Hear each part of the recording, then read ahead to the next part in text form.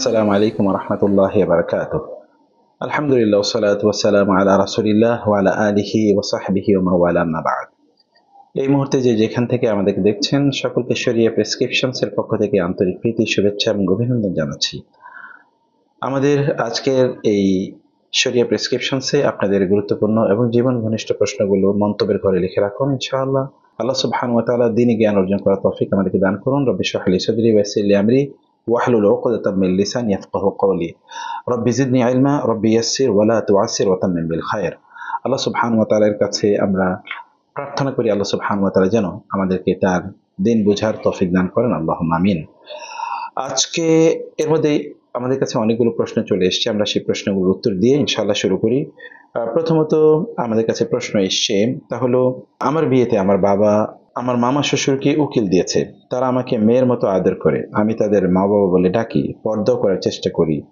আমার কি তাতে গুনাহ হচ্ছে? জি, আপনার মামা শ্বশুরকে উকিল দেয়া এটি আপনার জন্য জায়েজ নেই, কারণ আপনার মামা শ্বশুর আপনার জন্য মাহরাম নয়। অতএব তাকে উকিল এবং তাকে বাবা বলা এটি পরিপূর্ণভাবে একটা নিষিদ্ধ কাজ। এই যে অন্য কাউকে উকিল দেয়া বা উকিল বাবা বলে যে সংস্কৃতি, এটি একটি বেদাতি সংস্কৃতি। এই সংস্কৃতির কোনো কল্যাণ নেই এবং এই সংস্কৃতির কোনো মানে ইসলামী শরিয়া এর কোনো অনুমোদন নেই। বরং আপনার বাবাই আপনার বাবা। বরং হাদিসে আমরা দেখতে পাই, কেউ যদি তার বাবাকে বাদ দিয়ে অন্য কাউকে বাবা বলে, তাহলে আল্লাহ সুবহানাহু ওয়া তাআলা তার জন্য জান্নাত হারাম করে দেবেন। সে কারণে আপনি আপনার বাবা ছাড়া অন্য কাউকে বাবা বলে আপনি ডাকতে পারবেন না। সেটি শ্বশুরকে শ্বশুর বলে ডাকা, আর অন্যদিকে কিন্তু নতুন করে উকিল বাবা বলে, এটি একটা নতুন সংস্কৃতি। এখান থেকে আমাদেরকে বের হতে হবে এবং তাদের সাথে আপনাকে পরিপূর্ণ পর্দা করতে হবে। তাকে আপনি অবশ্যই যদি আপনি বাবা বলে ডাকেন অথবা যদি একেবারে বাবা মার মতো করে তার সাথে মেলামেশা করেন, উঠা বসা করেন, তাহলে এটি কবিরা গুনাহ হবে আপনার। কারণ সেখানে আপনি একদিকে শরিয়ার সীমারেখা আপনি মেনটেন করছেন না। তিলকা হুদুদুল্লাহি ফালা তা'তাদুহা, আল্লাহ বলেছেন এগুলো আল্লাহর সীমারেখা, এগুলোকে তোমরা অতিক্রম করো না। প্রশ্ন করেছেন যে আমার একজনের সাথে বিয়ের কথাবার্তা চলছে, এখন কি আমি তার সাথে মেসেঞ্জারে কথা বলতে পারবো? না, আপনি করতে পারবেন না। এই জন্যে কারণ এর মাধ্যমে অবৈধ প্রণয় বা অবৈধ প্রেম ভালোবাসা, যেগুলোকে পশ্চিমা সভ্যতা রোমাঞ্চকর হিসেবে এখানে দেখাচ্ছে, সেগুলোর মধ্যে জড়িয়ে যাওয়ার সম্ভাবনা আছে। দ্বিতীয়ত হচ্ছে, আপনি তো এখনো তো তিনি আপনার স্ত্রী নন, অতএব তার সাথে এই জাতীয় কথাবার্তা এটি আপনার জন্য জায়েজ নেই। তৃতীয়ত বিষয় হচ্ছে, এখানে আপনার ব্যাপক পরিমাণ সময় লস আছে। আর চতুর্থ বিষয় হচ্ছে, এখানে একটা রিস্ক আছে। মানে এই জাতীয় কথাবার্তা বলতে বলতে কোনো এক সময় হয়তো এমন কোনো কথাবার্তা হয়ে যাবে, ফলে আপনাদের সম্পর্কটা প্রথম থেকে নষ্ট হয়ে যাবে। সে কারণে এই জাতীয় কথাবার্তা বলা এটি আপনাদের জন্য কল্যাণকর নয়। এগুলো বরং আপনারা বলবেন না, এগুলো থেকে আপনাদের নিজেকে আপনারা দূরে রাখবেন ইনশাআল্লাহ। আরেকজন প্রশ্ন করেছেন, অসুস্থতার জন্য এমন কোনো আমল শিখিয়ে দিন যেটি সবসময় করতে পারবো ইনশাআল্লাহ। আপাতত দেশের বাইরে আছি, অসুস্থতার জন্য কোনো কিছুই করে উঠে দাঁড়াবার ক্ষমতা রাখছি না, আশা করছি জানান দেবেন। আচ্ছা, আপনার জন্য আমরা আল্লাহ সুবহানাহু ওয়া তাআলার কাছে প্রথমে দোয়া করি আল্লাহ তাআলা আপনাকে সুস্থতা দান করুন। আর আপনি যেটি করবেন, এক নম্বর কাজ হচ্ছে আপনি আল্লাহর কাছে প্রার্থনা করবেন আল্লাহ তাআলা যেন আপনাকে সুস্থতা দান করেন।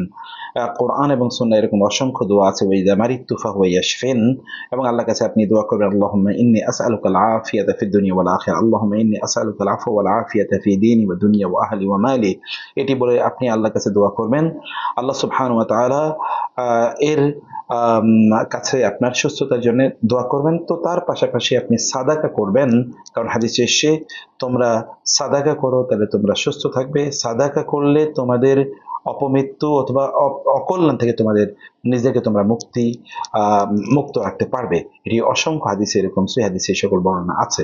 সে কারণে আপনি সাদাকা করার চেষ্টা করবেন ইনশাআল্লাহ। 3 নম্বর যে বিষয়টি আমরা বলবো, সালাতুত তাহাজ্জুদ বা কিয়ামুল লাইল, রাতের নামাজ আদায় করুন, কারণ সহিহ হাদিসে এসেছে রাতের নামাজ আদায় করলে ব্যক্তিরা সুস্থ থাকবে ইনশাআল্লাহ। তারপর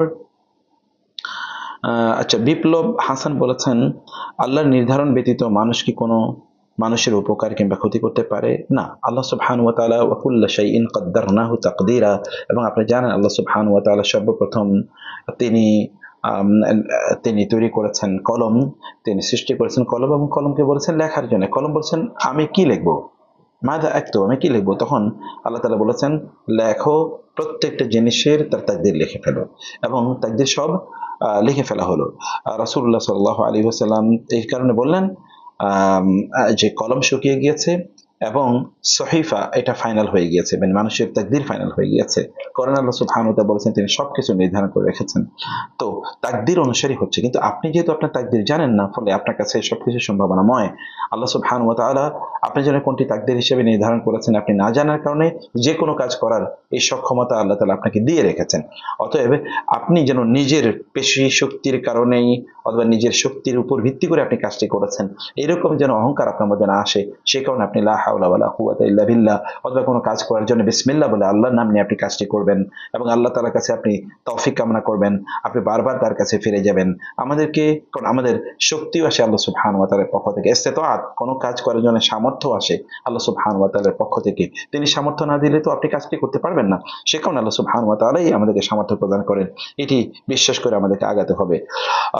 যারা আহলে কোরআন দাবি করে তাদের সম্পর্কে বিস্তারিত জানার জন্য আগ্রহ পেশ করছি। ফেসবুকে এই মুহূর্তে তাদের মতো সরব অবস্থান আর কারণেই তারা বলে কোরআনই একমাত্র ওহী, হাদিস নাকি মানুষের বানানো। খুবই তাদের কথাকে যদি আমরা মানে এই গ্রুপগুলো খুবই শক্তিশালী, কথা একেবারেই সত্য, কিন্তু তাদের কথা যদি আমরা মেনে নেই তাহলে আপনি তাদেরকে একবার জিজ্ঞেস করুন তো যে কোরআনে আল্লাহ সুবহানাহু ওয়া তাআলা যে বলেছেন আকিমুস সালাত, সালাত শব্দের অর্থ কি? তাদেরকে ডিকশনারি দেখে তাদেরকে বলতে হবে সালাত শব্দের অর্থ কি, তাদেরকে অভিধান দেখে বলতে হবে। কারণ সালাত এর মানে যে নামাজ অথবা সালাত মানে যে এখন যে আমরা ফরমালি সালাত আদায় করি, এটা তাদেরকে কে শিখিয়েছে? কোত্থেকে তারা এটা পেয়েছে? তারা এটা কিভাবে জানলো? যদি মানে আর নামাজ কিভাবে আদায় করতে হবে? তারা বলবে রুকু। রুকু মানে কি? এটা তাদেরকে অবশ্যই ডিকশনারি থেকে তাদেরকে দেখাতে হবে। অথবা তৎকালীন আরবরা রুকু কিভাবে করতো, মানে রাসূল সাল্লাল্লাহু আলাইহি ওয়াসাল্লামের যুগের তার আগমনের পূর্বে, কোরআন নাজিলের পূর্বে সেজদা মানে কি? সেজদা তারা কিভাবে দিত? এবং এই যে তারা যে তাসবিহ তাহলিল পড়ছে, কোথায় কোরআনে বলা আছে যে সেজদার মধ্যে তাসবিহ পড়তে হবে, রুকুর মধ্যে তাসবিহ পড়তে হবে? এগুলো কোথায় বলা আছে? এগুলো ইত্তকায় তাদেরকে, তারা সালাম ফেরাবে মানে নামাজ শেষ করে কিভাবে, নামাজের মধ্যে ঢুকবে কিভাবে, এগুলো বলুন তো। তারা কোত্থেকে এগুলো বলবে? নামাজের মধ্যে তারা কোথায় হাত বাঁধবে, ইত্তকার কোনো কিছুই তারা বলতে পারবে না। তারা যাকাত দেবে কিভাবে, তারা রোজা রাখবে কিভাবে, রোজা রাখার বিস্তারিত বিবরণ কোথায় কোরআনে তারা খুঁজে পাবে? তারা পাবে না। ফলে অসংখ্য কোনো জিনিস তারা সত্যিকার অর্থে তারা জানতে পারবে না, সত্যিকার অর্থে কোনো কিছু তারা বুঝতে পারবে না যদি তারা কোরআনের উপরই কেবলমাত্র তারা নির্ভর করে। আবার দ্বিতীয়ত হচ্ছে যে কোরআনে তারা বলে যে সবকিছু কোরআনে আছে, অতএব হাদিসের কাছে আমাদের যাওয়ার প্রয়োজন কি? কোরআনে কি সত্যিকার অর্থে সবকিছু তাদের মতো করে আছে? যে ব্যক্তি কোরআনের কথা বলছে তার বাবার নাম কি কোরআনে আছে? তার নিজের নাম কি কোরআনে আছে? তা তো নাই, কোথাও তো এগুলো কোরআনে উল্লেখ নাই। তাহলে কোরআন বলেছে মূলনীতি, বরং হাদিস সে মূলনীতিকে ব্যাখ্যা করেছে। তৃতীয়ত যে বিষয়টি, যিনি কোরআন আমাদেরকে মানে আমাদের কাছে কোরআন প্রেজেন্ট করেছেন, তিনি তো হাদিস প্রেজেন্ট করেছেন দুটোই আরবি ভাষায়। কোনটি কোরআন এবং কোনটি হাদিস আমরা কিভাবে জানবো যদি তিনি আমাদেরকে না বলতেন যে এটি কোরআন এবং এটি আমার বক্তব্য? এটি তিনি না বললে আমাদের বোঝার কোনো উপায় ছিল? আমাদের বোঝার কোনো উপায় ছিল না, দুটোই তো আরবি ভাষায়।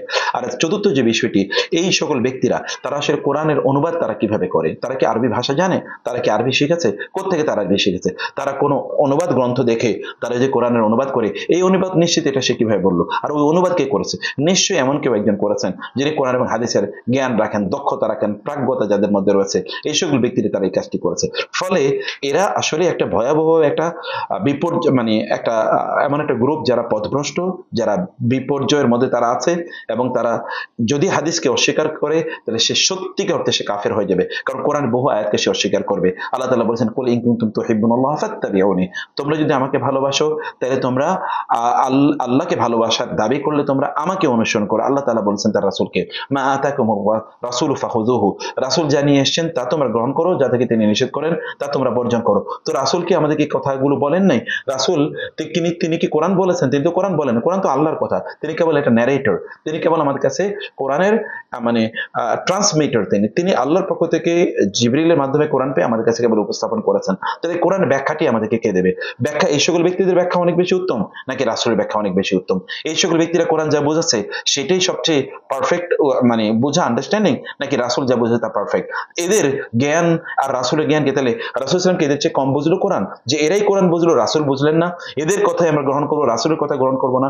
মানুষ কতটা অহংকারী, উদ্ধত এবং কতটা পথভ্রষ্ট হলে তার এই জাতীয় কথাবার্তা বলতে পারে? এবং আমরা এই জন্য অন রেকর্ড, অন লাইভ আমরা চ্যালেঞ্জ করে বলছি, কোন এক কোরআনিস্ট সে আমাদের কাছে আসুক, কোরআন কেবলমাত্র কোরআন নিয়ে আসবে, এর অন্য বাইরে কোনো কিছু নিয়ে আসতে পারে পারবে না। শুধু কোরআন নিয়ে আসবে, কোরআনের অনুবাদ সে আমাদেরকে বলতে হবে, কোরআনের অর্থ, এই শব্দটি কেন, কি অর্থে ব্যবহৃত হয়েছে, আরবরা কি অর্থে ব্যবহার করতো, ইসলাম কোরআন এসে কি অর্থ এটা নতুন করে প্রদান করেছে, এগুলো ব্যাখ্যা আমাদেরকে কোনো ডিকশনারি দেখে বলতে পারবে না। অথবা ডিকশনারি, আরবি ডিকশনারি নিয়ে আসবে, ডিকশনারি থেকে আমাদেরকে অর্থ বলতে হবে। এগুলো বলুন, তাদেরকে চ্যালেঞ্জ করছি আমরা, তাদেরকে বলুন আমাদের সাথে কোন একজন আলেমের সাথে বসতে, আমাদের সাথে বসুক ইনশাআল্লাহ। তখন আমরা তাদের কোথায় তাদের অবজেকশন আছে সেগুলো আমরা তাদের সেখানে আলোচনা করব। আর দেখবেন অধিকাংশ যারা সত্যিকার অর্থে ট্রেডিশনালি, যারা কোরআন এবং হাদিস সিস্টেমেটিক্যালি যারা স্টাডি করেনি, কেবল কিছু বাংলা বইপত্র পড়েছে, এই জাতীয় পথভ্রষ্ট লোকেরাই এই দলে তারা ভিড়েছে। এরা প্রত্যেকে পথভ্রষ্ট, এরা মালউন, এরা লানত প্রাপ্ত এবং এরা শয়তানের অনুসারী। এই সকল ব্যক্তিরা মূলত অন্য কারো এজেন্ডা তারা পারপাস বাস্তবায়ন করার জন্য গিয়েছে। এবং এদের অধিকাংশ যারা এদের বাইরের দেশে থাকে, এরা আসলে মদ খায়, মদ বিক্রি করে, এরা ওই যে নারীদের সাথে নিত্য ইত্যকারের কাজে তারা জড়িত। এগুলোর পাশাপাশি তারা এই কাজগুলো তারা করছে। এদের জীবন লাইফস্টাইলের দিকে আপনি তাকালে দেখবেন এটা একটা মানে পশ্চিমা দাসের লাইফস্টাইল কেবলমাত্র তারা পরিচালনা করে। অতএব তাদের কথা বলে লাভ নাই। আমরা এদের আলোচনায় এদেরকে আমরা ইগনোর করি। ফাআরিদ আনিল ওয়ারিদ আনিল মুশরিকিন আনিল জাহিলিন, আল্লাহ বলেছেন জাহেল এবং মুশরিকদেরকে আপনি অ্যাভয়েড করুন, এদেরকে অ্যাভয়েড করে চলুন। মসজিদে ঢুকলেই 2 রাকাত নামাজ পড়তে হবে। নিষিদ্ধ সময় চলাকালীন কেউ যদি মসজিদে প্রবেশ করে তাহলে তিনি কি করবেন? দেখুন, এই বিষয়টি আমরা আগেও বলেছি যে আপনি যদি নিষিদ্ধ সময়ে মসজিদে প্রবেশ করেন তখন কি 2 রাকাত নামাজ আদায় করবেন কিনা, এ ব্যাপারে দুটো মাসালা আছে, ইখতিলাফ আছে ওলামায়ে কেরামের মধ্যে। কেউ কেউ বলেছেন যেহেতু নিষিদ্ধ সময় তিনি পড়বেন না, দাঁড়িয়ে থাকবেন। আর কেউ কেউ বলেছেন এটি যেহেতু তিনি মসজিদে প্রবেশ করেছেন, মসজিদে প্রবেশের কারণে এই 2 রাকাত নামাজ তিনি আদায় করবেন। তো আমরা বলবো যে আপনি দুটো যে কোনো একটি মাসালা আপনি গ্রহণ করতে পারেন ইনশাআল্লাহ। আমি ক্লাস 10-এ পড়ে, স্কুল কলেজে পড়ে কি আলেম হয়ে যায়? আলেম হতে হলে কি মাদ্রাসায় পড়া আবশ্যক? দয়া করে জানাবেন। দেখুন মোহাম্মদ সালমান, আলেম হতে হলে মাদ্রাসায় পড়তে হবে নট নেসেসারিলি, কিন্তু ইসলামিক জ্ঞান অর্জন করার যে সিস্টেম আছে এই সিস্টেম অনুসারে আপনাকে জ্ঞান অর্জন করতে হবে। যেমন ধরুন আপনি যদি বলেন আপনি বিজ্ঞানী হতে চান, বিজ্ঞানী হওয়ার জন্য কি আপনাকে স্কুলে পড়তে হবে? এরকম যদি আপনি বলেন, আমি বলবো না, স্কুলে পড়া লাগবে না, কিন্তু বিজ্ঞানী হওয়ার জন্য আপনাকে বিজ্ঞানের মূল গ্রন্থগুলো আপনাকে পড়তে হবে, মূল দর্শন আপনাকে জানতে হবে, মূল নীতিগুলো আপনাকে জানতে হবে। বিজ্ঞানের যেই প্রসেস আছে বা যে মেথোডোলজি আছে সেই মেথোডোলজি আপনাকে জানতে হবে। আদারওয়াইজ আপনি তো হঠাৎ করে বিজ্ঞানী হতে পারবেন না, ঠিক হঠাৎ করে আপনি আলেম হতে পারবেন না যদি প্রসেসে বা ওই প্রসিডিউরে আপনি যদি না ঢোকেন। আপনাকে ধরুন আরবি ভাষা জানতে হবে, কারণ কোরআন এবং সুন্নাহ আরবি ভাষা নাজিল হয়েছে।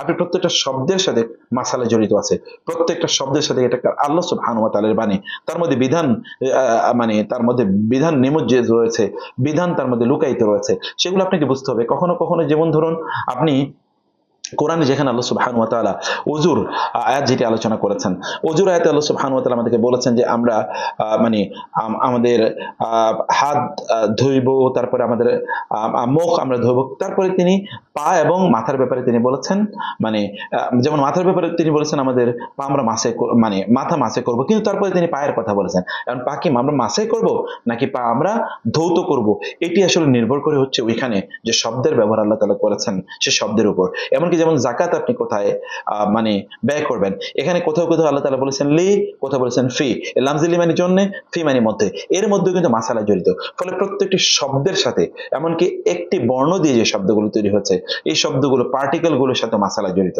সে কারণে আপনি আরবি ভাষা আপনাকে জানতে হবে ভালো করে। আরবি ভাষা জানার পর আপনাকে মানে আকীদার মৌলিক বিষয়গুলো আপনাকে জানতে হবে। আপনাকে জানতে হবে কোরআন, আপনাকে জানতে হবে হাদিস, আপনাকে জানতে হবে ফিকহ, আপনাকে জানতে হবে উসুল, মানে এক যার উপর ভিত্তি করে আপনি কোরআন বুঝবেন। যেমন পথভ্রষ্ট কোরআনিস্টরা, এরা কেন তারা পথভ্রষ্ট? কারণ তারা মানে কোরআন বোঝার জন্য যে মূলনীতি আছে মূলনীতি তারা ধার ধরে না, তারা নিজেদের মন গড়া তারা কোরআনকে ব্যাখ্যা করা শুরু করে দেয়। এই জাতীয় ব্যক্তিরা তাদের আপনিও যদি এই সিস্টেমেটিক্যালি জ্ঞান অর্জন না করেন তাহলে কোরআনিস্টদের মতো পথভ্রষ্ট হয়ে যাওয়ার সম্ভাবনা এখানে রয়েছে। তারপরে আব্দুল ইয়াও রুফ রবেন তিনি বলেছেন পিতামাতার 2 সন্তানের কোন জনকে বিশেষ নজর দিলে অন্য সন্তানের করণীয় কি? অন্য সন্তানের 1 নম্বর হচ্ছে পিতামাতা সন্তানদের মধ্যে কাউকে একটু বেশি মানে আদর করা, অন্যকে একটু কম আদর করা, কাউকে একটু বেশি প্রদান করা, অন্যকে একটু কম প্রদান করা, এটা জুলুম। এই জুলুম পিতামাতা করবেন না। রাসূল সাল্লাল্লাহু আলাইহি ওয়াসাল্লাম বলেছেন ফাইন্নী লা আশহাদু আলা জাওরিন, অর্থাৎ আমি জুলুমের উপর সাক্ষী হতে পারি না। মানে আপনি কোন সন্তানকে একটু বেশি দেবেন, কাউকে একটু কম দেবেন। ইউদিলু বাইনা আওলাদিকুম, তোমাদের সন্তানদের মাঝে তোমরা আদল ইনসাফ মেইনটেইন করো। অতএব তারা যদি ইনসাফ মেইনটেইন না করে তারা জুলুম করবেন এবং আল্লাহর কাছে তারা কবিরা গুনাহগার হিসেবে উপস্থিত হবেন। 2 নম্বর বিষয় হচ্ছে আপনার কাজ হচ্ছে তাদেরকে নাসিহা করা। আপনার নসিহত যদি না শোনে তাহলে কোনো আলেমদেরকে নসিহত করুন, অথবা আপনার তাদেরকে বই কিনে দেন, অথবা আলেমদের যে লেকচার আছে এই লেকচারগুলো তাদেরকে শোনান ইনশাআল্লাহ। মোহাম্মদ মনির হোসেন বলেছেন, ব্যাংকে টাকা রাখার ফলে যে টাকা বছর শেষে লাভ দেওয়া হয়, সেই লাভের টাকা দিয়ে কি ব্যাংকে যে সার্ভিস চার্জ কাটে সেটা পরিশোধ করা যাবে? মোট কথা তাদের টাকা তাদেরকে দেব।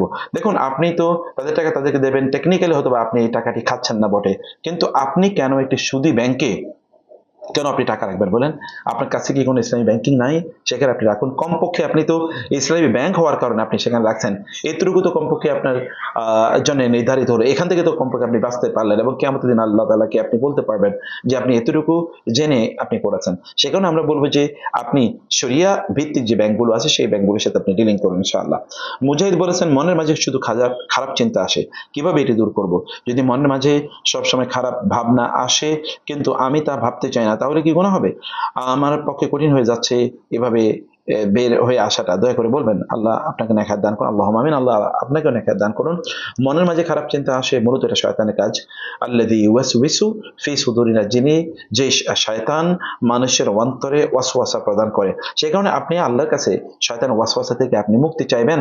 আল্লাহ তাআলার কাছে বলবেন, রব্বি আউযু বিকা মিন হামাযাতিশ শায়াতিন, রব্বি আউযু বিকা আন ইয়াহদুরুন, আউযু বিকা আন ইয়াহদুরুন, আউযু বিল্লাহি মিনাশ শাইতানির রাজিম। এটি আপনি বলবেন বারবার। আপনি সুবহানাল্লাহ, আলহামদুলিল্লাহ, আল্লাহু আকবার, ইস্তিগফার, আস্তাগফিরুল্লাহ, আস্তাগফিরুল্লাহ, এগুলো আপনি বলতে থাকবেন।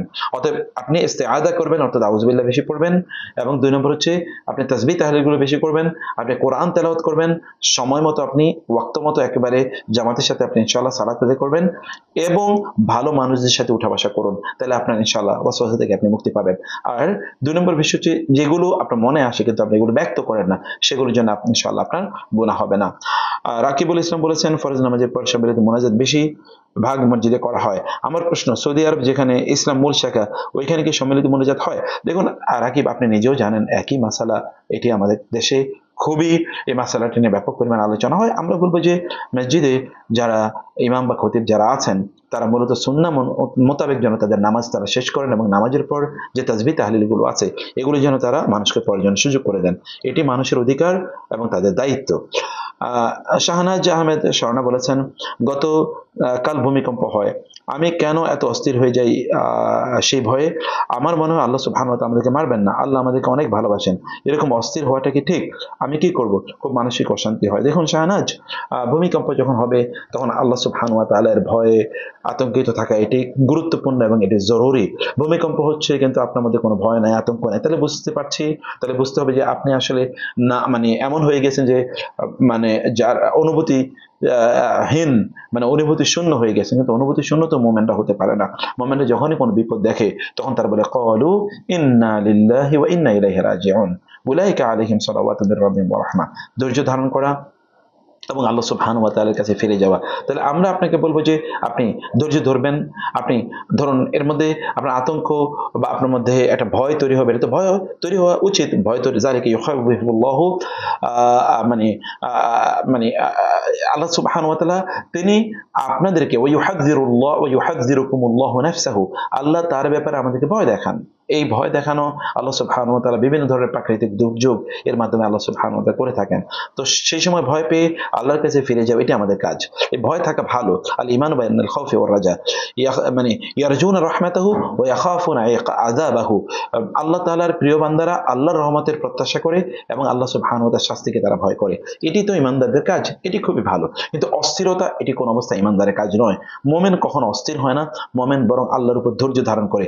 যখন আপনি বিপদ দেখবেন তখন আপনি কেবল আস্তাগফিরুল্লাহ, আউযু বিল্লাহি মিনাশ শাইতানির রাজিম, অথবা সুবহানাল্লাহ, আলহামদুলিল্লাহ, আল্লাহু আকবার, আপনি তাসবিহ তাহলিল করতে থাকুন, আপনি কোরআন তেলাওয়াত করতে থাকুন, আল্লাহকে স্মরণ করুন। কারণ আল্লাহর বান্দার বিপদ দেখলে তারা আল্লাহকে স্মরণ করে। আপনি আল্লাহকে স্মরণ করুন, আপনার অস্থিরতা ইনশাআল্লাহ দূর হয়ে যাবে ইনশাআল্লাহ। এরপরে তানবীর বলেছেন, দুজন ছেলে মেয়ে বিয়ের কথা চলছিল পারিবারিকভাবে, তবে হঠাৎ জানা গেল দুজনেই রক্ত রোগের বাহক, এই জন্য বিয়ে ভেঙে দেওয়া যাবে? ইসলামী দৃষ্টিভঙ্গি কি এ ব্যাপারে? উল্লেখ যে ছেলে এবং মেয়ে পরস্পরকে গ্রহণযোগ্য মনে করছে এবং বাকি সবকিছু পজিটিভ। ডাক্তারের পরামর্শ মতে এখানে বিয়ের ফলে ভবিষ্যতে জটিলতা থাকতে পারে। যদি এরকম রক্ত রোগের বাহক বা এরকম কোনো জিনিস যদি আপনি জানতে পারেন যে তার এরকম সংকট আছে, তাহলে সেক্ষেত্রে আপনার এখতিয়ার আছে আপনি তাকে বিয়ে না করার। কারণ এরকম কোনো কন্টাজিয়াস ডিজিজ বা যেটা লাইফ থ্রেটেনিং কোনো ডিজিজ এরকম মানুষকে বলে দেওয়া দরকার, বরং এটা একটা আমানত যে এরকম এরকম ডিজিজ আছে। তারপর কেউ যদি বিয়ে করতে সম্মত হয় তাহলে তিনি করবেন, আদারওয়াইজ কেউ যদি করতে না চান তাহলে এটা তার অধিকার রয়েছে, 1 নম্বর কথা। আর 2 নম্বর বিষয় হচ্ছে যে আপনারা উভয় যদি রাজি থাকেন তাহলে আপনাদের পিতামাতা তারা এবং আপনি যাকে বিয়ে করতে চান তার যদি দিনদারি ভালো থাকে, যে তার দিন ভালো, তাহলে আপনি তাকে বিয়ে করে নেয়, এটি আপনার জন্য কল্যাণকর হবে, কোনো সমস্যা নেই ইনশাআল্লাহ। আচ্ছা, আর মল্লিক বলেছেন আরবাজ মল্লিক বলেছেন, আমি কোরবানির গোশত বন্টনের নিয়ম বলবেন, আমি কি অর্ধেক রাখতে পারবো এবং জানাবেন আমাকে কি 3 ভাগই করতে হবে? হ্যাঁ, না, আপনি অর্ধেক রাখতে পারেন, 3 ভাগ করা এটি উত্তম। সালাফরা তারা 3 ভাগের কথা বলেছেন। আপনি 2 ভাগ করেন এবং 1 ভাগ আপনি দান সাদাকা করেন, আরেক ভাগ আপনি খান, অথবা আপনি যদি পুরোটা নিজেও খান তাতে কোনো সমস্যা নেই, ইনশাআল্লাহ। তবে 3 ভাগ করে দিয়ে দেওয়াটাই উত্তম। সালাফরা সেই কথাই বলেছেন, কোরআন এবং হাদিসের মূল বক্তব্য তাই। আচ্ছা, বিলকিস হক বলেছেন জেনারেল লাইনে মেয়েদের কতটুকু শোনা করা উচিত? দেখুন, জেনারেল লাইন আর ইসলামিক লাইনের মধ্যে পার্থক্য না করে বরং আমরা যেটি বলবো যে আপনার জন্য যে নলেজ, যে জ্ঞান অর্জন করা উপকারী সেটি আপনি অর্জন করুন। বরং মেয়েদের জন্য আমরা বলবো যে আপনাদের দ্বীনি জ্ঞান অর্জন করা অনেক অনেক বেশি জরুরি। কারণ দ্বীনি জ্ঞান আপনারা এই শিক্ষাগত জীবনে যদি অর্জন না করেন, পরবর্তীতে এটা খুবই ডিফিকাল্ট হয়ে যাবে। মসজিদে যাওয়া আমাদের দেশে এটা অনেক বেশি সহজ হয় না, মাহফিল হালাকাগুলোতে মেয়েরা যেতেই পারে না।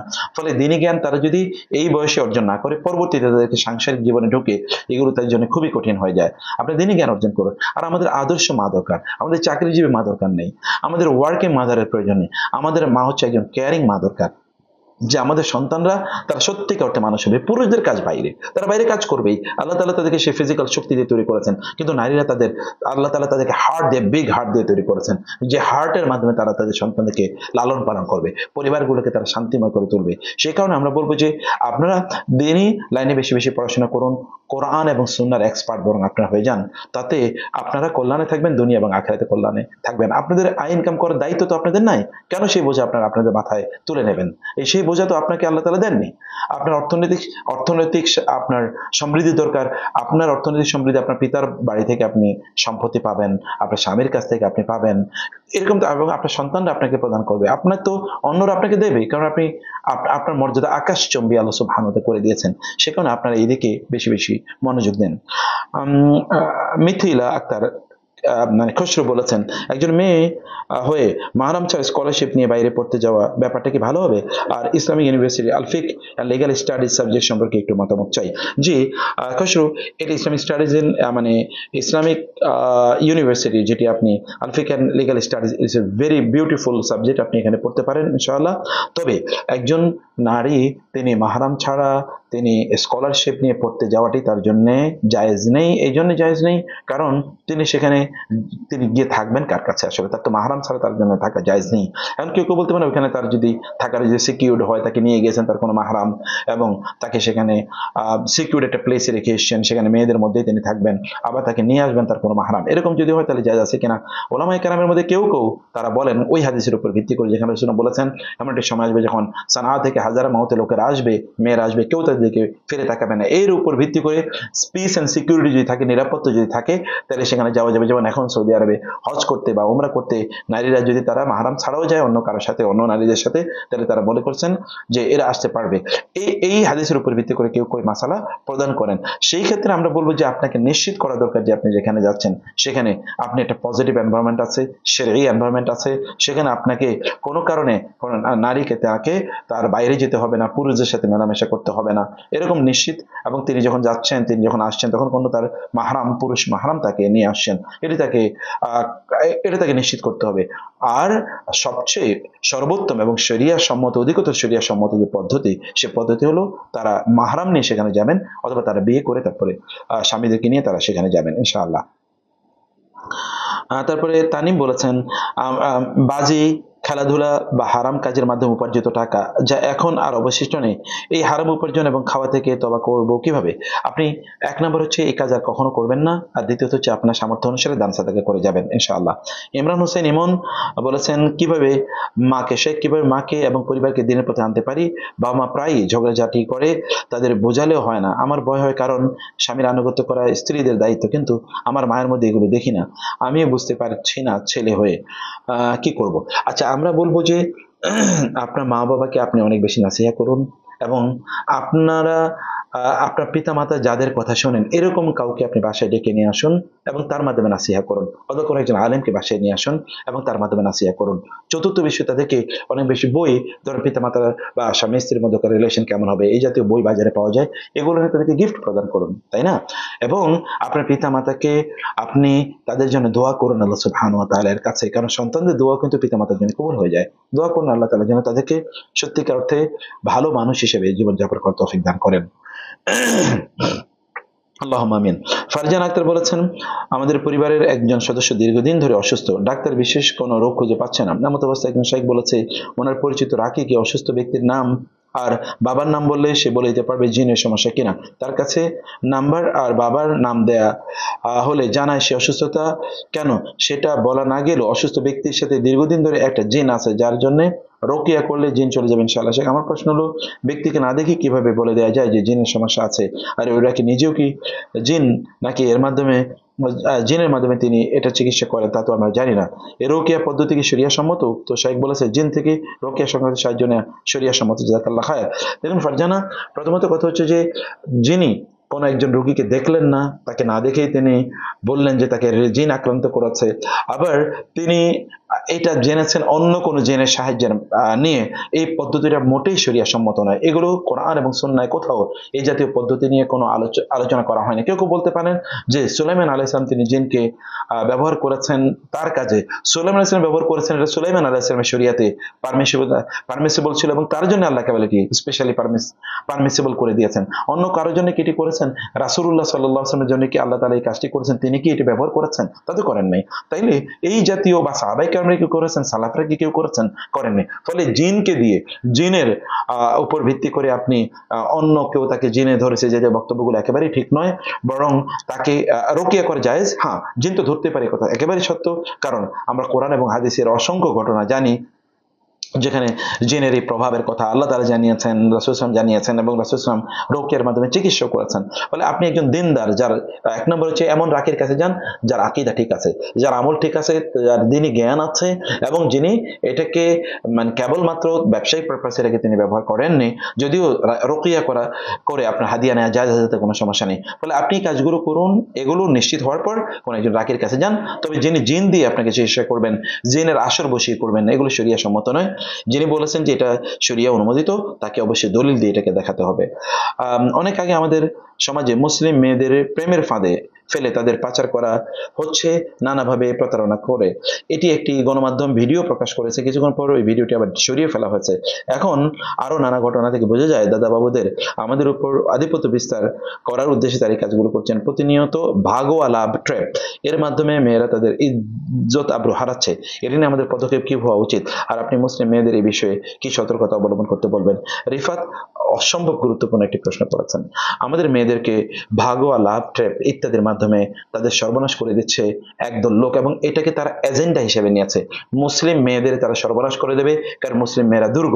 মুসলিম মেয়েদের উপর নির্ভর করে মুসলিমদের পরবর্তী তাদের বংশধরদের তারা সত্যি করতে কি ভালো মানুষ হিসেবে জন্ম নেবে, নাকি হারাম সন্তান জন্ম নেবে? সন্তানই মানুষটি যদি হারাম হয়, তাহলে তো তিনি মুসলিম ঘরে জন্ম নিলেও তার কোনো লাভ নেই, আর তাকে দিয়ে কোনোদিন দিনের কল্যাণ হবে না। ফলে মুসলিম মেয়েদের তারা হচ্ছে আমাদের পরবর্তী প্রজন্মকে রক্ষার জন্য তারা কবচ। মুসলিম মেয়েরা যদি সতী সাধ্বী বা দিনদার যদি হয় তারা, তাহলে তাদের মাধ্যমে ওরকম দিনদার সন্তান জন্ম নেবে, এবং তাদের মাধ্যমে ওই সন্তানগুলো তারা সত্যিকার ইসলামের সিপাহসালার হবে।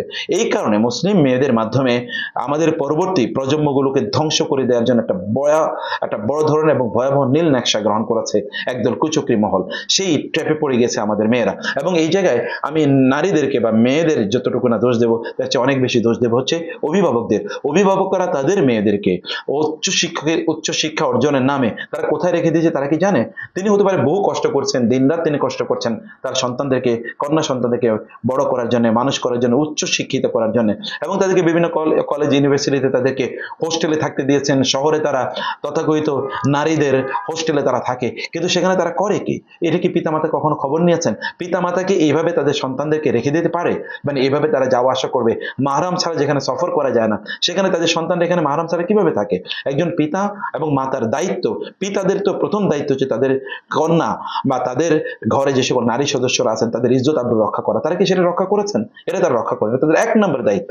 অর্থাৎ তারা এখানে ত্রুটি বিচ্ছিন্ন করেছেন, এবং তারা এই পিতারা তারা দায়ুস হিসেবে আল্লাহ সুবহানাহু ওয়া তাআলার কাছে পরিগণিত হবে। এবং আপনারা জানেন দায়ুসরা তো জান্নাতে যাবেই না, বরং জান্নাতের তারা সুগন্ধিও তারা পাবে না। অতএব এটি একটি মানে এটা তার পিতা মাতাদের প্রথম কাজ। 2 নম্বর যে ইস্যুটি আমরা বলবো তাহলে যে এখানে মেয়েদের, তাদের এখানে মূল সমস্যা, পিতামাতা তাদের সন্তানদেরকে তারা ছেড়ে দিয়েছে, তাদেরকে দিন শিখায়নি। আর এই মেয়েগুলো তারা দিনও শিখে নাই, এবং তারা এই কারণে তাদের যে সম্মান বা সম্ভ্রম যা আছে এগুলো তারা কোনো কিছু বুঝেনি, কারণ পরিবার থেকে তারা শিক্ষা পায়নি। পরবর্তীতে সমাজ একটা অধপতিত সমাজ, অর্থাৎ ধরুন আমরা কালচারাল একটা ভয়াবহ আগ্রাসন মধ্যে দিয়ে আমরা যাচ্ছি।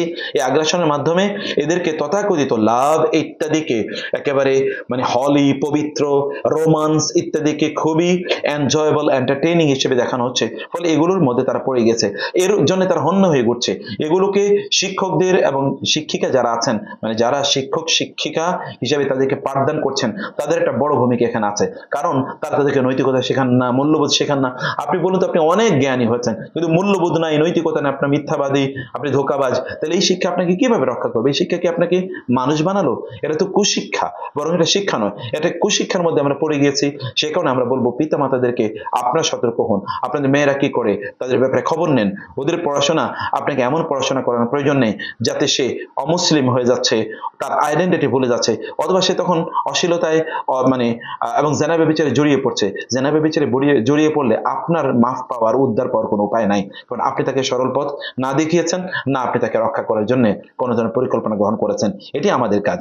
তো আমরা বলবো যে মুসলিম মেয়েদেরকে বলবো যে আপনারা দেখুন, আপনাদেরকে ধ্বংস করে দেওয়ার জন্য এই ভয়াবহ চক্রটি তারা নেমেছে। এখানে তাদের বিলিয়নস অফ ডলার তারা ইনভেস্ট করেছে, কারণ আপনাদেরকে ধ্বংস করে দিতে পারলে মুসলিম উম্মাকে ধ্বংস করে দেওয়া যাবে। আপনি ক্ষণিকের সামান্য একটু এক্সাইটমেন্টে বা ক্ষণিকের সামান্য কিছু ইমোশনে আপনারা এদের কাছে আপনাদের সবচেয়ে মূল্যবান সম্পদগুলো আপনারা তুলে দিচ্ছেন এই কুচুকদের হাতে, এই ডাকাতদের হাতে, এই ভয়াবহ আপনার মানে যারা চক্রান্তকারী তাদের হাতে আপনাদের সবচেয়ে মানে মূল্যবান সম্পদটা আপনারা তাদের হাতে তুলে দিচ্ছেন। এবং আপনি একবার চিন্তা করে দেখুন তো, আপনি কারোর সাথে হারাম রিলেশনে জড়িয়ে পড়লেন, এরপরে আপনি যাকে স্বামী হিসেবে পরবর্তীতে বিয়ে করলেন, তার সাথে কি আপনি প্রতারণার সম্পর্ক তৈরি করলেন না? আপনার মন দিয়েছেন অন্য জায়গায়, কিন্তু আপনি অন্য কাউকে আপনি তার সাথে ঘর বা সংসার করছেন, আপনি তাকে মন দিয়ে ভালোবাসতে পারেন না। এবং এই কারণে আধুনিক শিক্ষিত মেয়েদের মধ্যে তাদের ডিভোর্সের হার অনেক অনেক বেশি, এবং তাদের বিয়ের প্রবণতা কম তাদের মধ্যে, অথবা বিয়ের রেটও কম। বাংলাদেশেও 25 থেকে 40 বছরে এরকম লক্ষ লক্ষ মেয়ে আছে যাদের বিয়ে হয়নি, কিন্তু তারা হাইলি এডুকেটেড। এদের অবস্থা কি হবে? পরবর্তীতে এরা যখন বিয়ে করে তখন তারা তাদের নিজেদেরকে পরিবারের সাথে তারা মানিয়ে নিতে পারে না, স্বামীর সাথে তাদের মানিয়ে নেওয়া হয় না, ঝগড়া বিবাদ এবং মারামারি, এবং কয়েকদিন পরে তাদের ডিভোর্স হয়ে যায়। কারণ এরা নিজেদেরকে পুরুষের প্রতিপক্ষ হিসেবে তাদেরকে মানে তারা জেনেছে, এবং পুরুষের প্রতিপক্ষ হিসেবে তাদের নিজেকে তারা উপস্থাপন করছে, তারা প্রতিপক্ষ হিসেবে তারা মনে করছে। ফলে তাদের সাংসারিক জীবন খুবই ভয়াবহ, বিপর্যস্ত। আমরা বলবো যে এই ট্র্যাপ থেকে আপনাদেরকে বাঁচার জন্য আপনাদের নিজের মূল্যবান সম্পদ আপনারা বুঝুন। আপনাদের সম্পদ এটা মহামূল্যবান সম্পদ। আল্লাহ আপনাদেরকে এত মূল্যবান সম্পদ দিয়েছেন যে আপনার এই সম্পদ দিয়ে আপনি ধরুন গোটা পৃথিবীকে আপনি কাবু করে দিতে পারেন। অথবা আপনার এই মূল্যবান সম্পদকে কেন আপনি তুচ্ছ এই তুচ্ছ প্রাণীদের কাছে কেন আপনি তুলে দিচ্ছেন? আপনারা এটা করবেন না, বরং আপনাদের এই সম্পদটাকে আপনার কাজে লাগান, আপনাদের সম্পদটাকে আপনারা রক্ষা করুন, এবং যিনি এটা লফুল হকদার তার জন্য এটাকে রক্ষা করুন। আপনাদের পরবর্তী জীবন সত্যিকার অর্থে সুখী, সমৃদ্ধময় একটা জান্নাতি জীবন হবে। আল্লাহ তাআলা আমাদেরকে বুঝার তৌফিক দান করুন, আল্লাহুম্মা আমিন। তারপরে শাহনাজ সোনা বলেছেন, আমি সারাক্ষণই তওবা করি কিন্তু কেন জানি আবার ভুল করে ফেলি। তারপরে হচ্ছে তখন খুব খারাপ লাগে, আবার ভুল করি, আবারও তওবা করি, আবারও ভুল করি। আল্লাহ কি এতে আমার উপর রাগ করবেন? কেন আমার বারবার ভুল হয়েছে? দেখুন, আপনি তওবা করতেই থাকুন, তওবাকে আপনি ছেড়ে দেবেন না, আপনি তওবা করতেই থাকুন। কোন এক সময় ইনশাআল্লাহ আল্লাহ সুবহানাহু ওয়া তাআলা আপনার এই তওবার কারণে আল্লাহ তাআলা আপনাকে খারাপ কাজ থেকে আল্লাহ তাআলা আপনাকে অবশ্যই বিরত রাখবেন ইনশাআল্লাহ। দেশাত্মবোধক গান বা সামাজিক কোনো গান শোনা যাবে কিনা, যে গানে কোনো অশ্লীলতা নাই, অসামাজিক কোনো বাক্য নেই, আপনি গান শুনতে হবে কেন? আপনার কি কোরআন তেলাওয়াত নেই? সুন্দর সুন্দর কোরআন তেলাওয়াত শুনুন, তাতে আপনার হৃদয়ের খোরাক তৈরি হবে, তাতে আপনার অন্তরের খোরাক তৈরি হবে, আপনার অন্তর পরিচ্ছন্ন হবে, ঈমান বাড়বে, আল্লাহ সুবহানাহু ওয়া তাআলার যিকির হবে, সওয়াব হবে। গান শুনলে সওয়াব হবে কি, এই কথা কি কেউ আপনাকে বলেছে কখনো? নিশ্চয়ই তা বলেননি। ফলে আপনার হৃদয়কে শান্ত করার জন্য, খারাপ মনকে ভালো করার জন্য কোরআন তেলাওয়াত শুনুন। আল্লাহ তাআলা কোরআনের মধ্যেই মানুষের অন্তরকে ভালো লাগার উপাদান রেখে দিয়েছেন। সাদ্দাম আহমদ বলেছেন, আমার এক আত্মীয় অনেক অসুস্থ হওয়ার কারণে তার পরিবারের লোকেরা দোয়া ইউনুস খতম করেছে। এই খতম যে হাদিসে নেই সেটি আমি তাদের বলার সাহস পাই নাই। আমার কি তাহলে গুনাহ হয়েছে?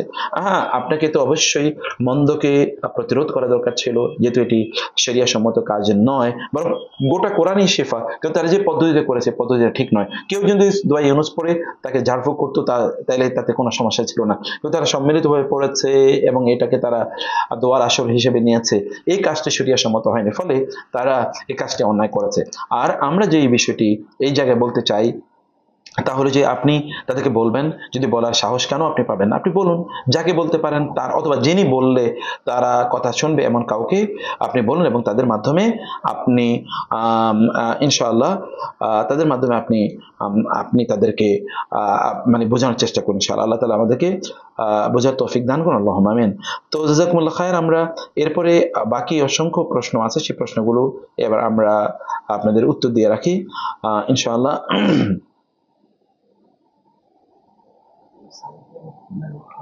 আমাদেরকে তারপরে একজন প্রশ্ন করেছেন যে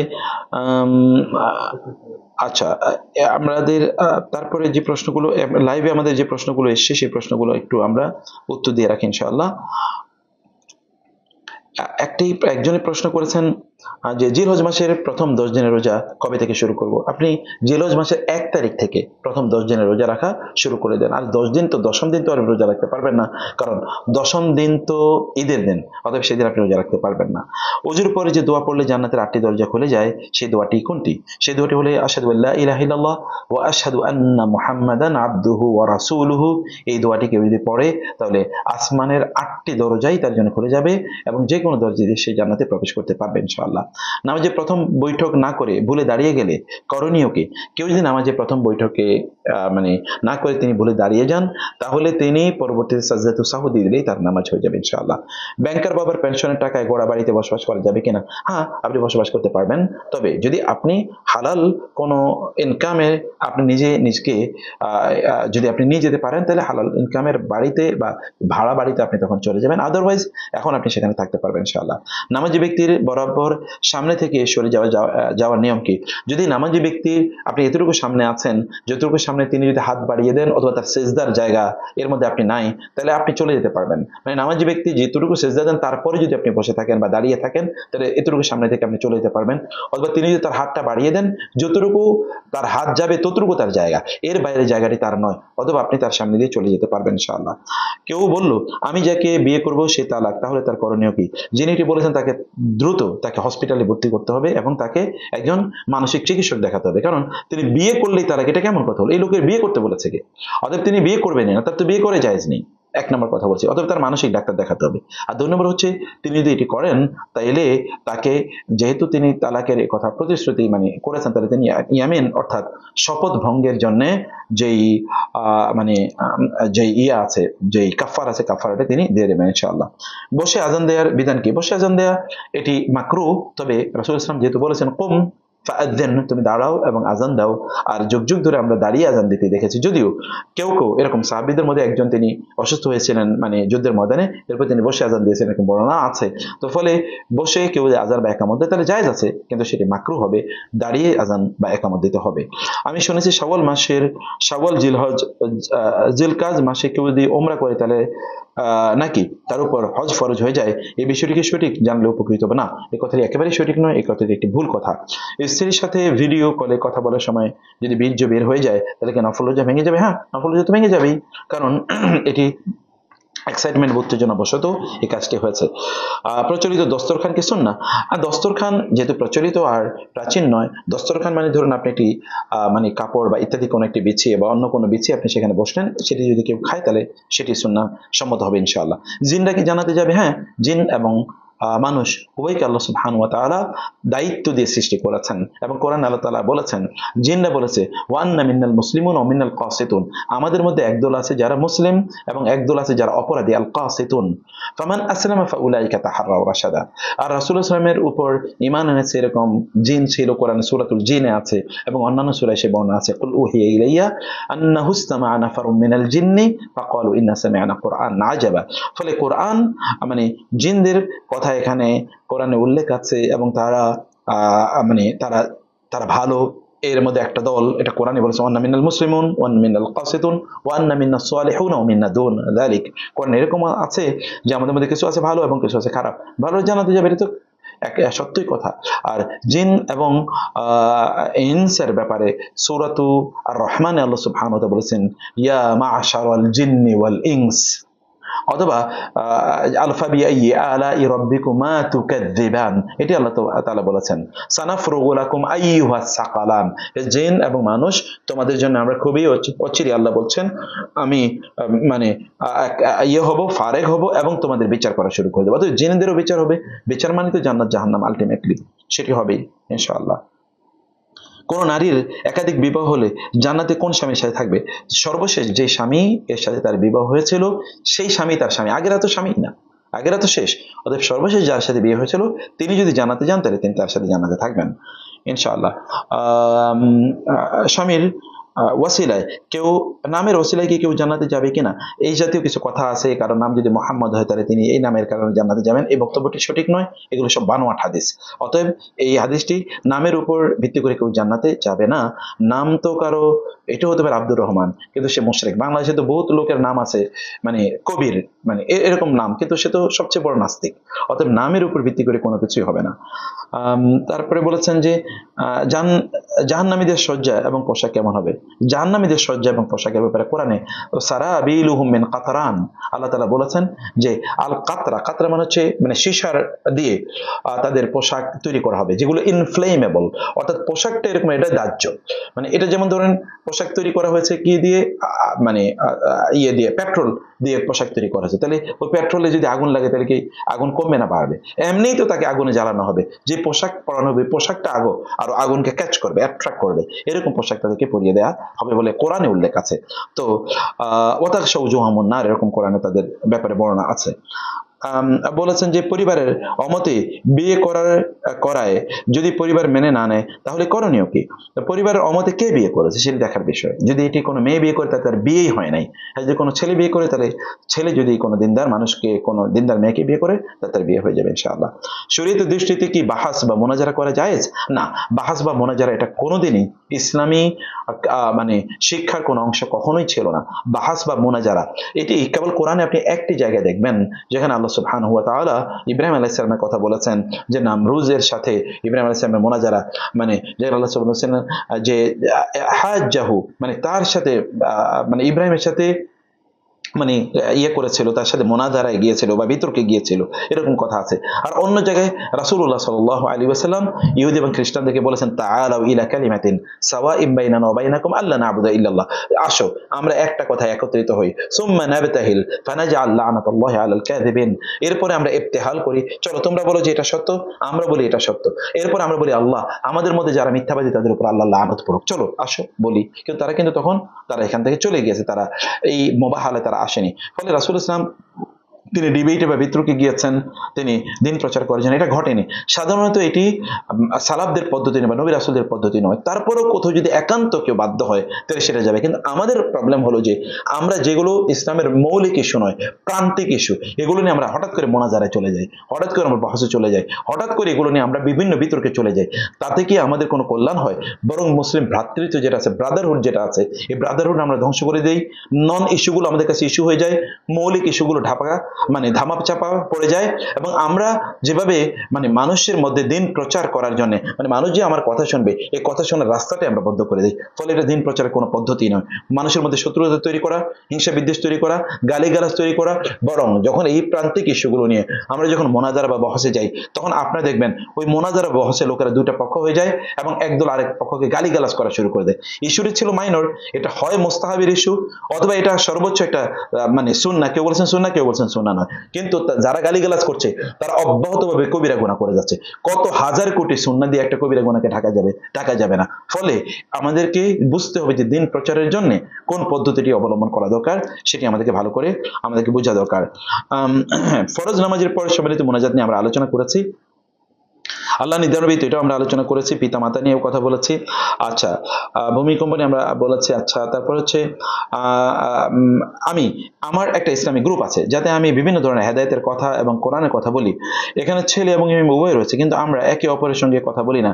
এখন কি এখানে কি আমাদের গুনাহ হবে? আপনি এমন গ্রুপে থাকা ঠিকই হবে না যে গ্রুপে ছেলে মেয়েদের অবস্থান আছে, এবং সেখানে হতে পারে কোনো একটা মেয়ের কোনো কেউ একজন নাম্বার নিয়ে তারপরে সেখানে তাকে কল করা শুরু করে দিল। এরকম আমাদের ঘটেছে যে বৃদ্ধ কোনো আমাদের স্টুডেন্ট, ওই স্টুডেন্টকে কোনো একটা ইয়াং ছেলে ফোন করে তাকে প্রস্তাব দিচ্ছে, অথচ ওই নারীর বয়স হলো 70, যে ছেলে প্রস্তাব দিচ্ছে তার বয়স 22, এবং তিনি তার নাতিদের বয়সও কিন্তু ওই ছিলেন না। এরকম ঘটনা ঘটে অনেক সময়। ফলে এগুলো থেকে যত দ্রুত নিজকে আলাদা রাখা যায় সেটি আপনার জন্য কল্যাণকর। আমার বাবাকে আমি অনেক বুঝিয়েছি, কোরআনের গুরুত্বপূর্ণ কথা তাকে বলেছি, কিন্তু তারপরেও আমার বাবা কোরআন পড়তে চায় না, কোরআন অর্থ বুঝতে চায় না। এখন আমার করণীয় কি? আপনার করণীয় হচ্ছে নাসিহা করেই যাওয়া। ফাযাক্কির ফাইন্না যিকরা তানফাউল মুমিনিন, মুমিনদেরকে বলতেই থাকবেন, কোনো এক সময় এটা তাদের কাজে লাগবে, আপনি বলতেই থাকুন। 2 নম্বর বিষয় হচ্ছে আপনার কথা যদি না মানে, তাহলে আপনি কোনো একজন ভালো আলেম, কোনো দিনদার মানুষকে নিয়ে যান এবং তার মাধ্যমে আপনি তাকে কথা বলুন, তিনি ওই কথাগুলো শুনুক, শোনার পরে তারপরে তিনি ইনশাআল্লাহ তার মধ্যে প্রভাব হবে, আশা করছি ইনশাআল্লাহ। আর বাবার সাথে আরো বেশি ভালো আচরণ করুন। দিন প্রচার যখনই করতে যাবেন তখন আচরণটাকে বাড়িয়ে দেন, উত্তম আচরণ করুন। উত্তম আচরণ করলে আপনি দিনের কাজেও বারাকা হবে এবং আপনার কথা তখন অন্যরা শুনবে। কিন্তু আপনি যদি উত্তম আচরণ না করেন, তাহলে আর আপনার কথা, আপনার বাবা তো মনে করবো তো দিন প্র্যাকটিস করতে গিয়ে আরো দেখি মানে আরো উগ্র হয়ে যাচ্ছে, তখন তো আর তিনি আপনার কথা শুনবেন না। ফলে আপনি আরো নমনীয় হবেন আপনার কথাবার্তায় ইনশাআল্লাহ। টিভির অ্যাড এ এবং খবরের মধ্যে যে সাউন্ডগুলো ইউজ করা হয় সেগুলো কি হারাম? যেখানে ধরুন সাউন্ড বলতে কোনো যদি এটা মিউজিকের সাউন্ড, যেগুলো মিউজিক্যাল ইনস্ট্রুমেন্ট তৈরি করে ব্যবহার করে যে সাউন্ড তৈরি করছে, এটা হারাম, কোনো সন্দেহ নেই। কিন্তু মানুষ তাদের মুখে অথবা ন্যাচারাল কিছু সাউন্ড নিয়ে তারা যে সাউন্ড তৈরি করে, এ ব্যাপারে ওলামায়ে কেরামের ইখতিলাফ আছে, তবে এটি ব্যবহার করা জায়েজ হবে বলেও বিশাল একটি অংশ ওলামায়ে কেরাম তারা মনে করেন। নামাজ পড়ি 5 ওয়াক্ত, শয়তানি ছাড়তে পারছি না, এইটার জন্য একটা সমাধান চাই, কি করতে হবে? আপনি শয়তানদের সাথে উঠা বসা বন্ধ করে দেন, তাহলে শয়তানি ছেড়ে দেবেন। ভালো মানুষের সাথে উঠা বসা করুন। আল্লাহ তাআলা বলেছেন ওয়াহাসুনা উলাইকা রাফিকা, তাহলে শয়তান আর আপনাকে, শয়তান কেবলমাত্র জিন না, শয়তান কিন্তু মানুষে বটে। শায়াতিনাল জিন্নি ওয়াল ইনসি মিনাল জিন্নাতি ওয়ান নাস, আল্লাহ বলেছেন জিন এবং মানুষের মধ্যে শয়তান আছে। ফলে মানুষের শয়তান থেকে তো আপনি রক্ষা পাবেন না, জিনের শয়তান থেকে রক্ষা পেতে পারেন। মানুষের শয়তান থেকে রক্ষা পাওয়ার জন্য ভালো মানুষের সাথে উঠা বসা করুন, তাহলে আপনার এই সমস্যার অনেকটা সমাধান হয়ে যাবে ইনশাআল্লাহ। আচ্ছা, আচ্ছা সারাক্ষণ তওবা করেন, এটা আমরা বলেছি। আমার ভাই কিস্তিতে টাকা তুলে ব্যবসা করেছে, তা থেকে আমাদের পরিবার চলছে। আমার ভাই হারাম ব্যবসার কারণে কি আমাদের দোয়া কবুল হবে না? হ্যাঁ, আপনার ভাইয়ের হারাম ব্যবসার টাকা আপনাকে কেন খেতে হবে? আপনি নিজে ইনকাম করতে পারেন না, আপনার বাবা ইনকাম করতে পারে না, অথবা আপনাদের কি ইনকামের আর কোনো পথ নেই? যদি ইনকামের আর কোনো পথ না থাকে, আপনার সুদী কার্যকলাপের সাথে আপনি জড়িত আছেন বা আপনার পিতা জড়িত আছে, তাহলে সেখান থেকে আপনি নিজকে উইথড্র করুন। যদি উইথড্র করে যেন আপনার ছোট, এখনো আপনাদের অন্য কোনো উপায় নাই, তাহলে যতদিন পর্যন্ত আপনারা ছোট, তার উপর আপনারা মানে নির্ভরশীল, ততদিন পর্যন্ত আপনারা গ্রহণ করতে পারেন এবং আপনার মধ্যে একটা বার্নিং থাকবে যে সেখান থেকে আপনি বের হয়ে আপনি হালাল ইনকামের পথে আপনি যাবেন এবং আল্লাহর কাছে আপনি সদা সর্বদা সাহায্য চাইবেন ইনশাআল্লাহ। বিয়ের ক্ষেত্রে দিনদার মেয়ে কিভাবে চিনবো? বিয়ের ক্ষেত্রে দিনদার মেয়ে চেনার জন্য আপনি মেয়েটির সাথে কথা বলবেন, তার সাথে কথা বলবেন, কথা বলে আপনি তার দিনদারি বোঝার চেষ্টা করবেন এবং তার পরিবারে দিন আছে কিনা এটা বোঝার চেষ্টা করবেন। কখনো কখনো আপনি বোরকাওয়ালা মেয়ে দেখলেই মনে করবেন না যে প্রচন্ড দিনদার, এটা মনে করার কোনো কারণ নাই। বোরকা এখন অনেকে পোশাক হিসেবে পড়ে, তো ফলে এইটা দিনের একমাত্র আইডেন্টিটি না। আপনি তার পরিবারে দিন আছে কিনা, বিশেষ করে তার মা দিন প্র্যাকটিস করে কিনা, তার বাবা দিন প্র্যাকটিস করে কিনা, এগুলো দেখার চেষ্টা করুন। তার খালারা এবং তার ফুফুদের অবস্থা কি, এগুলো বোঝার চেষ্টা করুন, তাহলে আপনি বুঝবেন তারা দিন প্র্যাকটিস করে কিনা। 3 নম্বর বিষয় হচ্ছে আপনি গোপনে তার ব্যাপারে সংবাদ নিতে পারেন পাড়া প্রতিবেশীদের কাছ থেকে, অথবা আপনি গোপনে তিনি যেখানে যান এরকম কোন একটা জায়গায় আপনি তাকে দূর থেকে অবজার্ভ করা আপনার জন্য জায়েজ আছে। সাহাবায়ে কেরামরা কেউ কেউ কাজটি করতেন, রাসূল অনুমোদন করেছেন। এভাবে আপনি তার দেন বোঝার চেষ্টা করুন ইনশাআল্লাহ। আপনারা আলেমরা সারাদিন কিভাবে এত বেশি প্রোডাক্টিভ এবং এনার্জেটিক থাকেন এবং এর রহস্য কি? সুবহানাল্লাহ, যিনি যত বেশি আল্লাহর ইবাদত করবেন তিনি তত বেশি এনার্জেটিক এবং তিনি তত বেশি প্রোডাক্টিভ থাকবেন, যত বেশি ইবাদত করবেন। কারণ এনার্জি আসে কার থেকে? প্রোডাক্টিভিটি আসে কার থেকে? আল্লাহর পক্ষ থেকে। তাকে যদি আপনি আপনার প্রায়োরিটির মধ্যে নিয়ে আসতে পারেন, তাহলে তিনিও আপনাকে প্রায়োরিটি রাখবেন না, আপনাকে এমন কাজে তিনি এঙ্গেজ রাখবেন যে কাজ আপনার আর শেষ হয় না, কাজও শেষ হয় না, সময় শেষ হয়ে গেছে, আপনার পেরেশানিও শেষ হবে না। আর যদি আপনি তাকে প্রায়োরিটিতে রাখেন, আপনি দ্রুত কাজ শেষ হয়ে যাবে, অনেক বেশি কাজ করতে পারবেন। 2 নম্বর বিষয় হলো আপনার সময়টাকে, সকালটাকে আপনি ঘুমিয়ে কাটিয়ে দেবেন না। 3 নম্বর বিষয় হচ্ছে রাতের বেলা আপনি ঘুমাবেন যথাযথ। আপনি দিনের বেলা ঘুমাবেন, রাতের বেলা জাগ্রত থাকবেন, এটি করবেন না। রাতের বেলা একটা অংশ আল্লাহর ইবাদতে কাটিয়ে দিন। রাতের বেলা যতটুকু আল্লাহর ইবাদতে কাটাবেন, দিনের বেলা ঠিক ততটুকু মাল্টিপ্লাই আপনি এনার্জেটিক থাকবেন এবং প্রোডাক্টিভ থাকবেন। রাতের বেলা যদি আল্লাহর জন্য, যেমন ধরুন তাহাজ্জুদ সালাত আদায় করলেন, যতটুকু আদায় করবেন ঠিক অতটুকু মাল্টিপ্লাই হয়ে দিনের বেলা আপনি এনার্জেটিক এবং প্রোডাক্টিভ থাকবেন ইনশাআল্লাহ। এই কারণে আলেমদেরকে আপনি দেখবেন, যারা দিনদার আলেম, তাদেরকে আপনি এনার্জেটিক পাবেন ইনশাআল্লাহ। মেয়েদের নামাজে জামাত হয় না কেন? মেয়েদের নামাজে জামাত হয় না কেন? সাধারণত মেয়েরা জামাতে ইমামতি করতে পারবেন, এই জন্য ইমামতির দায়িত্ব মেয়েদের নয়, মেয়েদের অন্য দায়িত্ব, সেই কারণে তাদের জামাত হয় না। কিন্তু তারপরেও যেমন কিছু তো আপনার মানে ইয়ে আছেই, মানে এর কিছু এক্সেপশন আছে, যেমন তারাবির সালাত মেয়েরা তারা জামাত করতে পারে কেবল, এরকম 1-2টি নামাজের ব্যাপার আছে, কিন্তু সাধারণত তারা জামাতে গিয়ে মসজিদে তারা জয়েন করে তারা নামাজ আদায় করবে, এটি হলো মানে তাদের জন্য এতটুকু করা বৈধ। আদারওয়াইজ তারা সিঙ্গেল একাকী তারা নামাজ আদায় করবে, এটাই তাদের জন্য বিধান, এবং তাদের ঘরের কোনটি তাদের জন্য অতি উত্তম বলে হাদিসে উল্লেখ আছে। কিভাবে পরিবারের মানুষদের মধ্যে মানুষের ভালোবাসা অর্জন করব এবং তাদের উপর প্রভাব বিস্তার করব? সৎ উপদেশ দেওয়ার জন্য। জি, আপনি পরিবারের মানুষদের ভালোবাসা অর্জন করার জন্য 1 নম্বর কাজ হচ্ছে উত্তম আচরণ করা, কোমল আচরণ করা, বিনয়ে আচরণ করা, এটি আপনি করবেন। 2 নম্বর হচ্ছে পরিবারের বিভিন্ন কার্যকলাপে আপনি সাহায্য সহযোগিতার হাত বাড়িয়ে দেবেন। আপনি কেবল সেখানে একজন মেহমানের মতো খাবেন এবং ঘুমাবেন এরকম কাজ করবেন না। তাদের যে কোর অ্যাক্টিভিটিস, ডেইলি কোর যেগুলো মানে প্রতিদিনের যে সকল কার্যকলাপ আছে, এই সকল কার্যকলাপে আপনি অংশগ্রহণ করবেন। 3 নম্বর হচ্ছে তাদের জন্য হাদিয়া তোহফা নেবেন।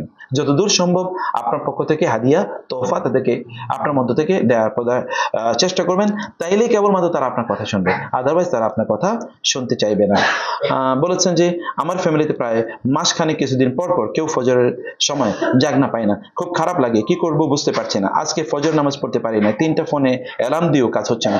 আপনি যদি 3টার সময় ঘুমাতে যান, তাহলে আপনি কোনোদিন 4টায় উঠতে পারবেন না, অথবা আপনাকে আর্লি ঘুমিয়ে যেতে হবে। 1 নম্বর কাজ।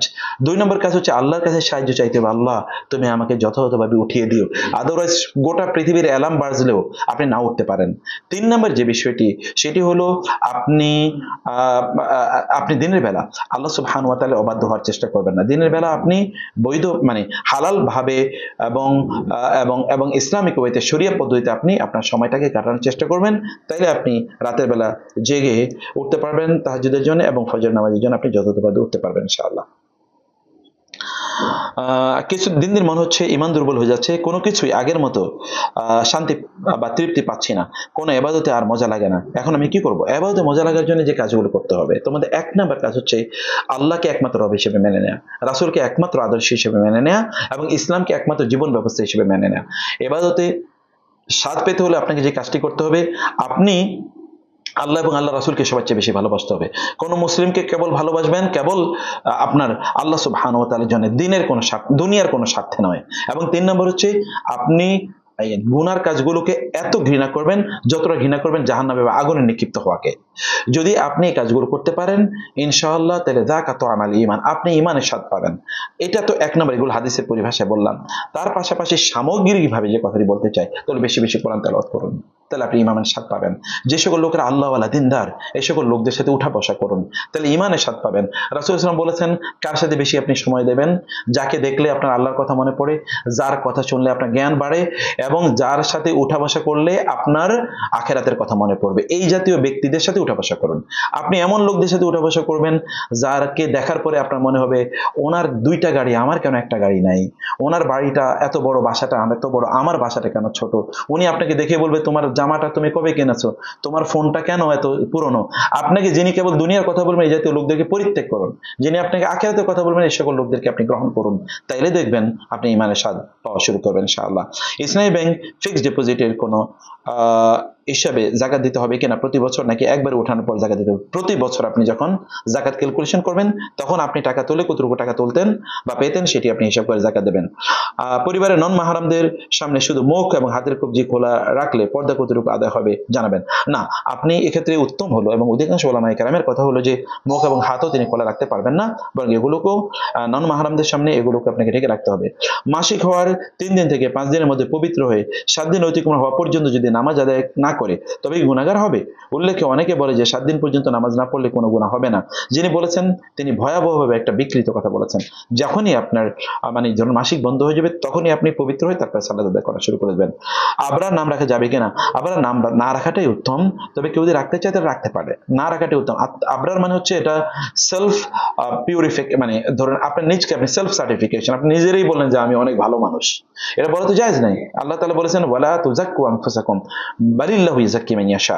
তোমরা নিজেদের ব্যাপারে অনেক মানে বাড়ম্বর কথা বলো, নিজেরকে পুত পবিত্র ভালো মানুষ হিসেবে ঘোষণা করো না, আল্লাহই জানে সবচেয়ে ভালো মানুষকে। অতএব এটি যেহেতু ওইরকম একটি প্রবণতা এখানে আছে, সেরকম এটা না রাখতে পারলে ভালো। আমরা সাধারণত বিনোদন এবং শরীর চর্চার উদ্দেশ্যে ক্রিকেট খেলা অংশগ্রহণ করি, কিন্তু আমাদের দলের কিছু সদস্য এই খেলাকে কেন্দ্র করে টাকা পয়সা লেনদেন করে, যেটাকে আমরা জুয়া বলি। এখন আমার জন্য ওই খেলায় অংশগ্রহণ করা জায়েজ হবে কিনা? আপনার জন্য অংশগ্রহণ করা টেকনিক্যালি জায়েজ আছে, কিন্তু যেহেতু আপনি অংশগ্রহণ করার কারণে অন্যরা এখানে জুয়ার মধ্যে সম্পৃক্ত হয়ে যাওয়ার সম্ভাবনা আছে, আপনি হয় তাদের সাথে খেলবেন না অথবা আপনি খেলাই বন্ধ করে দেন। অন্য যেগুলোর মধ্যে ইনোসেন্স আছে বা জুয়ার কোনো সম্ভাবনা নাই সেই সকল খেলায় আপনি অংশগ্রহণ করতে পারেন। স্বামী স্ত্রীর সম্পর্ক ভাঙতে চায় কিন্তু স্বামী রাজি না, তাহলে স্বামীর পক্ষ থেকে তার বাবা মা গ্রামবাসীরা যদি বলা দেয় যে তাহলে এটা কতটুকু শরিয়া সম্মত হবে দয়া করে জানাবেন। না, স্বামী স্ত্রী যদি সম্পর্ক তারা ভাঙতে চায় না তাহলে অন্য কেউ এটি বললে এটি করা জায়েজ নেই, কেউ আপনার করবেন না। তবে স্বামী স্ত্রী যদি তারা দিনের উপর না থাকতে পারে তাইলে সেটা অন্য কেউ পরামর্শ দিলে সেই পরামর্শ আপনার গ্রহণ করতে পারেন ইনশাআল্লাহ। আমি এইচএসসি 2024 ব্যাচের বিজ্ঞান বিভাগের পরীক্ষার্থী। আচ্ছা, পরীক্ষার পর আমি দিনী শিক্ষা অর্জনের জন্য ইসলামিক কোন সাবজেক্টের উপর হায়ার স্টাডিজ করতে চাই। আমার জন্য কোন ধরনের প্রতিষ্ঠান ভার্সিটিতে কিভাবে পড়লে বা কোন সাবজেক্টে পড়লে ভালো হবে? আপনি যে কোনো ইউনিভার্সিটিতে ইসলামিক স্টাডিজ, বিশেষ করে ইসলামিক ইউনিভার্সিটি যেগুলো আছে এগুলোতে ইসলামিক স্টাডিজ দেশে এবং বিদেশে ইসলামিক স্টাডিজ যেখানে আছে এখানে ভালো কোনো জায়গায় আপনি গিয়ে ভর্তি হয়ে যেতে পারেন ইনশাআল্লাহ। বিশেষ করে আরব বিশ্বে বিয়ে করুন এবং আরব বিশ্বে কোনো একটা ভালো ইসলামিক ইউনিভার্সিটি গিয়ে পড়ুন, আমাদের দেশেও আছে, সেখানে পড়ে নিতে পারেন ইনশাআল্লাহ। আচ্ছা, তারপরে প্রশ্ন হলো যদি কোনো ব্যক্তির একটি নির্দিষ্ট পরিমাণ টাকা জমা থাকে তাহলে ওই কি প্রতি বছর ওই পরিমাণ টাকার উপর যাকাত দিতেই হবে নাকি এক বছর দিলে হবে? না, প্রতি বছরই দিতে হবে। এটা ইনকাম ট্যাক্সের মতো না, ইনকাম ট্যাক্সে একবার ট্যাক্স দিলে হয়ে যায় না, কিন্তু জাকাত প্রতি বছর দেওয়া লাগে, আর থাকলে আপনাকে জাকাত প্রদান করতে হবে। আমি একজন মেয়ে অনার্সে পড়ি, এখন আমার ফাইনাল পরীক্ষার কারণে রেজিস্ট্রেশন করতে হবে, আমি সেখানে মুখ খোলা ছবি দিতে হবে, আর অর্থনীতি নিয়ে পড়ার কারণে হিন্দু স্যারের কাছে প্রাইভেট পড়তে হয়, আর সেখানে অনেক হারাম বিষয়ের কথা হয় যা গায়রাতে বাদে। এখন আমি পরীক্ষা দিতে চাচ্ছি না বা রেজিস্ট্রেশন করতে চাচ্ছি না, এক্ষেত্রে সিদ্ধান্ত কতটা শরিয়া সম্মত একটু জরুরি, কারণ রেজিস্ট্রেশনের অল্প সময় বাকি আছে, উত্তর দেবেন দিলে মুনাসিব হবে। আমরা আপনাকে বলবো প্রিয় বোন, আপনার গায়রতটাকে আমরা শ্রদ্ধা জানাই, সেলিউট করি এবং আল্লাহর কাছে আপনার জন্য আমরা দোয়া করি আল্লাহ সুবহানাহু ওয়া তাআলা যেন আপনাকে এই গায়রতটা ঠিক রাখার তৌফিক দেন, কারণ আপনি আমাদের জন্য দোয়া করবেন যেন আমরাও গায়রতটা ঠিক রাখতে পারি, এবং আপনি আমাদের জন্য দোয়া করবেন। আপনার গায়রতটা আমাদের জন্য ঈর্ষার কারণ, আমরা বরং এটাকে ঈর্ষা করি। আমাদের এরকম গায়রতওয়ালা মেয়ে দরকার, মাই দরকার, বোনই দরকার, নারী দরকার, কন্যাই দরকার, যারা গায়রতের কারণে তারা সবকিছুকে বিসর্জন দিতে পারে, ইসলামের কারণে তারা সবকিছু বিসর্জন দিতে পারে, এরকম দরকার। আপনি অনার্স পড়ে লাভ হবে কি? আপনি পৃথিবীর সবচেয়ে বড় ইকোনমিস্ট হলেন কিন্তু জাহান্নামী, তাতে কি হবে? আপনি পৃথিবীর ইকোনমিক্স কিচ্ছু বোঝেন না, আপনি একে একে কত হয় এটা আপনি জানেন না, কিন্তু জান্নাতি, তাহলে আপনার চেয়ে সফল কে? অথবা আপনাকে দেখতে হবে সফলতা কোথায়। সফলতা একটা মূলা আমাদের সামনে ঝুলিয়ে দিয়েছে, আপনি এত টাকার মালিক হলে আপনি সফল, এত বড় চাকরি করলে সফল, এগুলো সব পশ্চিমা ধ্যান ধারণা। আমাদের নবী রাসূলদের কে হাজার কোটি টাকার কতজন মালিক ছিল? রাসূল সাল্লাল্লাহু ঘরে তো 3 মাস চুলা জ্বলেনি পরপর, মানে 2 মাস চুলা জ্বলেনি, 3 মানে চান্দ্র বছর, চান্দ্র মাস, তো এগুলো তো হয়েছে, কিন্তু তারা তো মাকামে মাহমুদের অধিবাসী তারা। তা আপনাকে দেখতে হবে যে আপনার গায়রাত বা আপনার দিন, আপনার আইডেন্টিটি কোথায় রক্ষা হয়, সেগুলোকে আপনার প্রাধান্য দেওয়া দরকার। আচ্ছা, বর্তমান সময়ে ইউটিউবে মহিলাদের অনেক রান্নার ভিডিও দেখতে পাই। আমার প্রশ্ন হলো, মহিলা ইউটিউবারদের মধ্যে যারা শরীর বা চেহারা না দেখিয়ে শুধু কণ্ঠ ব্যবহার করে রান্নার ভিডিও তৈরি করে ইউটিউব থেকে আয় করেছেন বিজ্ঞাপন ছাড়া, এই আয় কি হালাল হবে? না, কারণ তার কণ্ঠটাও, নারীদের কণ্ঠটা একটা সেডাক্টিভ। এটাও কিন্তু, এই কণ্ঠটাও অন্যদের জন্য একটা সিডাকশনের কারণ। ওই কণ্ঠ শুনে কতজন যে তার পেছনে তাকে নিয়ে বিভিন্ন ধরনের কল্পনা করছেন রাতে দিনে, এটা কে জানে? সে কারণে আপনি আপনার নিজেকে কল্পনার জায়গায় কেন রাখবেন? কোরআন আল্লাহ তাআলা বলেছেন, ওয়াকারনা ফি বুয়ুতিকুন্না ওয়ালা তাবাররাজনা তাবাররুজাল জাহিলিয়াতিল উলা ওয়া আকিমনা সলাতা ওয়া আতিনা যাকাতা ওয়া কুলনা কাওলাম মারুফা। কোরআনে বারবার আল্লাহ তাআলা বলেছেন, নারীরা ঘরে থাকবে, তারা ঘরে বাইরে যাবে না। তারা যদি কারোর সাথে কথা বলতে হয়, একান্ত বাধ্য হলে তার সন্তানের সাথে, তার ছেলের সাথে, অথবা তার বাবার সাথে যেভাবে কথা বলতো, বা তার ভাইয়ের সাথে যেভাবে কথা বলতো, এভাবে কথা বলবে। কেউ কি তার ভাইয়ের সাথে খুবই শুদ্ধ, খুবই টোনটাকে একটু বিকৃত উঠানামা করে কথা বলে, বা বাবার সাথে কথা বলে? না, ক্যাজুয়াল টক। অতএব যখন কোনো ইউটিউবার নারী যখন তিনি কথা বলেন, তখন তিনি সেখানে অনেক আর্ট করেন, অনেক আর্টিফিশিয়ালিতা থাকে, তার শব্দ চয়ন উঠানামা করে, ইত্যকার থাকে। অল অফ দিস আর হারাম। আর তাকে ইনকাম করতে কে বলেছে? ইনকাম করা তো তার দায়িত্ব না, তার স্বামীর উপর ফরজ তার ইনকাম করা এবং তার সকল দায় দায়িত্ব নেয়। এমনকি কোনো নারী তার বাবার বাড়িতে থেকে যদি সকল ধর ভাইদের কাছ থেকে সকল মিরাস উত্তরাধিকারে নিয়ে আসে, এরপরে যদি এই নারীর আর কোনো কিছু না থাকে, তাহলে ওই ভাই বাধ্য থাকবে এই নারীকে, বা ওই বাবা বাধ্য থাকবে এই কন্যাকে সকল ভরণ পোষণ দেয়া। অতএব তার দায়িত্ব তো অন্য, তার তো কাজ অন্যটা। তিনি কেন ওই কাজে যাবেন? এটা তো তার কাজে যাওয়ার কথা না। তো ফলে তিনি যেখানে তার পর্দা মেনটেন করতে পারবেন না, সেই জায়গায় তিনি যাবেন না। এটি তার জন্য যাওয়া জায়েজ নেই। এগুলো তার জন্য অকল্যাণকর, এবং ইসলাম তাকে এই সকল কাজে যাওয়ার অনুমতি প্রদান করে না। এবং সর্বশেষ আমরা এক দুটো প্রশ্নের উত্তর দিয়ে রাখি। আচ্ছা, শেখ আমাকে অনেকে সালাফি মানহাজ আহলে হাদিস বলে ঠাট্টা করে। শেখ এই বিষয় নিয়ে কিছু বলবেন? দেখুন, যিনি আপনাকে সালাফি মানহাজ বা আহলে হাদিস বলে ঠাট্টা করে, তিনি কবিরা গুনাহ করছেন, এবং এমন কবিরা গুনাহ করছেন যে কবিরা গুনাহটা হতে পারে তাকে কখনো কখনো ইসলাম থেকে খারিজ করে দেবে। কারণ আল্লাহ তাআলা বলেছেন, লা ইয়াসখার কওমুম মিন কওমিন আসা আন ইয়াকুনু খায়রাম মিনহুম ওয়া লা নিসাউম মিন নিসাইন আসা আন ইয়াকুননা খায়রাম মিনহুন্না। একজন মুসলিম অন্য মুসলিমকে ঠাট্টা করে কি হবে?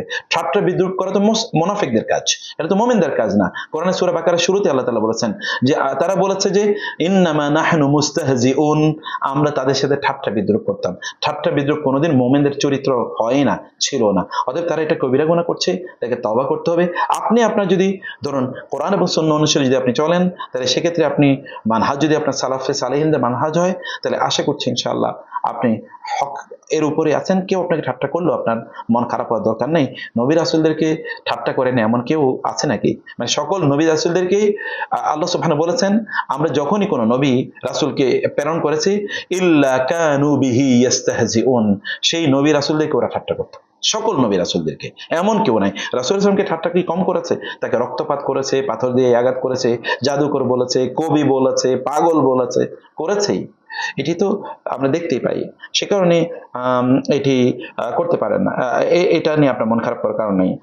লাস্ট প্রশ্ন, কেউ যদি হানাফি মাযহাব মানে আবার আহলে হাদিসও ফলো করে, তা আর বলে সে মুক্তমনা, তাহলে এভাবে কি ঠিক হবে? মানে কি আবার মুক্তমনা? আবার নতুন শব্দ চয়ন, এটা তো নেগেটিভ ওয়ার্ড। মুক্তমনা, কোনো মুসলমানদের মনা মুক্ত থাকে না।